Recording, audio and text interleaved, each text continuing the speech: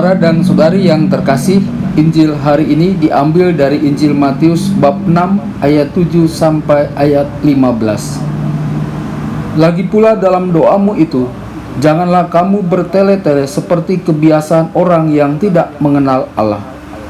Mereka menyangka bahwa karena banyaknya kata-kata, doanya akan dikabulkan. Jadi janganlah kamu seperti mereka, karena Bapamu mengetahui apa yang kamu perlukan sebelum kamu minta kepadanya. Karena itu berdoalah demikian: Bapa kami yang di surga, dikuduskanlah namamu, datanglah kerajaanmu, jadilah kehendakmu di bumi seperti di surga. Berikanlah kami pada hari ini makanan kami yang secukupnya, dan ampunilah kami akan kesalahan kami, seperti kami juga mengampuni orang yang bersalah kepada kami. Dan janganlah membawa kami ke dalam pencobaan, tetapi lepaskanlah kami daripada yang jahat. Karena Engkaulah yang mempunyai kerajaan dan kuasa dan kemuliaan sampai selama-lamanya. Amin. Karena jikalau kamu mengampuni kesalahan orang, Bapamu yang di surga akan mengampuni kamu juga. Tetapi jikalau kamu tidak mengampuni orang, Bapamu juga tidak akan mengampuni kesalahanmu. Berbahagialah orang yang mendengarkan sabda Tuhan dan tekun melaksanakannya. Sabdamu adalah jalan, kebenaran dan hidup kami.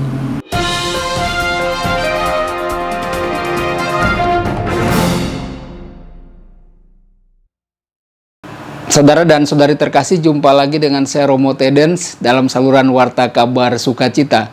Semoga Anda semua tetap dalam keadaan sehat dan berbahagia. Baru saja kita mendengarkan Injil Matius bab 6 ayat 7 sampai ayat 15. Saudara dan saudari, ada dua versi doa Bapa kami dalam Injil Lukas dan Injil Matius. Dalam Injil Lukas bab 11 ayat 1 sampai 4, doa Bapa kami lebih pendek. Dan Lukas menulisnya untuk komunitas yang berasal dari orang kafir. Dalam Injil Matius, doa Bapa kami bagian dari khotbah Yesus di bukit. Doa Bapa kami ini merupakan katekese bagi orang Yahudi yang bertobat. Mereka biasa berdoa, tetapi ada yang perlu dibenahi dalam praktek doa mereka. Dalam ayat 7 sampai 8, kesalahan yang harus diperbaiki. Yesus mengkritik mereka yang berdoa dengan mengulang kata-kata yang sama. Diterimanya doa kita oleh Allah tidak tergantung dari kata-kata yang kita ulangi terus, tetapi diterimanya doa kita tergantung pada kebaikan Allah, karena pada Allah ada kasih dan belas kasihan. Lalu ayat 9a, kata pertama dalam doa Bapa kami yakni Bapa kami, Aba, Bapa, adalah nama yang Yesus gunakan untuk menyapa Allah. Kata kami mau mengatakan bahwa Bapa itu milik kita semua, bukan hanya milikku. Kita semua adalah milik Allah. Berdoa kepada Bapa bertujuan agar kita akrab dengannya. Menyebut Allah sebagai Bapa kami juga merupakan landasan bahwa hidup manusia tidak bisa hanya untuk dirinya sendiri atau kelompoknya sendiri. Bapa kami merupakan landasan persaudaraan universal bagi manusia. Ayat 9b sampai 10, 3 sebutan untuk Allah, namamu, kerajaanmu, dan kehendakmu. Pada bagian pertama kita memohon hubungan kita dengan Allah dapat dihidupkan kembali. Dikuduskan namanya. Nama Yahweh berarti aku menyertai engkau. Dengan nama ini Allah mau memperkenalkan dirinya. Nama Allah disucikan jika digunakan dengan iman, bukan sebagai mantra. Nama Allah disucikan jika digunakan untuk tujuan yang benar, bukan untuk menindas. Nama Allah disucikan untuk membangun kerajaannya. Datanglah kerajaanmu. Saudara dan saudari, satu-satunya Tuhan dan Raja kehidupan adalah Allah. Kedatangan Allah adalah penggenapan dari semua harapan dan janji. Kerajaan Allah datang ketika kehendak Allah dilakukan, dan kehendak Allah dinyatakan dalam hukum-hukumnya. Kehendaknya terjadi di bumi seperti di surga. Langit, matahari, bintang-bintang mentaati hukum orbitnya, sehingga menciptakan keteraturan alam semesta. Kepatuhan terhadap hukum Allah akan menjadi sumber kedamaian dan kesejahteraan bagi manusia. Lalu ayat 11-13, ada 4 permohonan kita: roti, pengampunan, pembebasan, dan kemuliaan.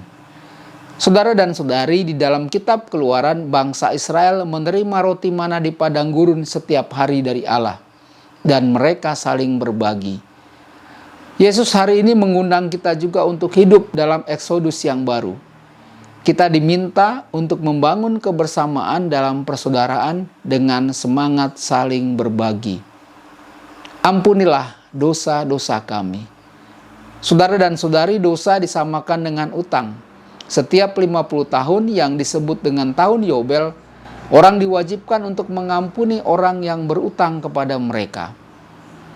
Yesus mewartakan tahun Yobel secara baru, yakni tahun kasih karunia dari Tuhan.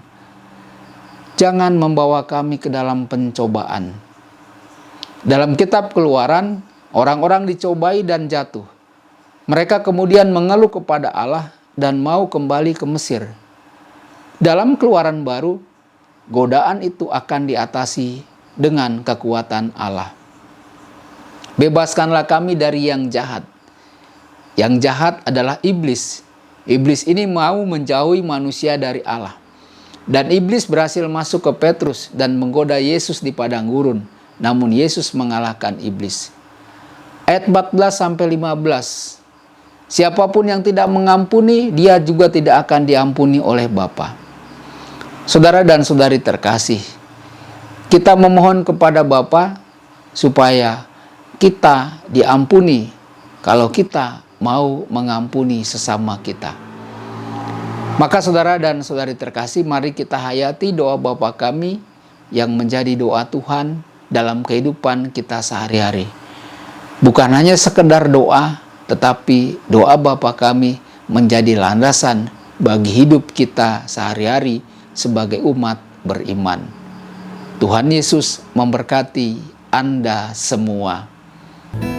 Sabda Allah adalah kebenaran. Sabda Allah adalah kehidupan. Mari kita mencintainya, mari kita menghayatinya. Ya Tuhan yang ku muliakan, sabdamu angkat resahku.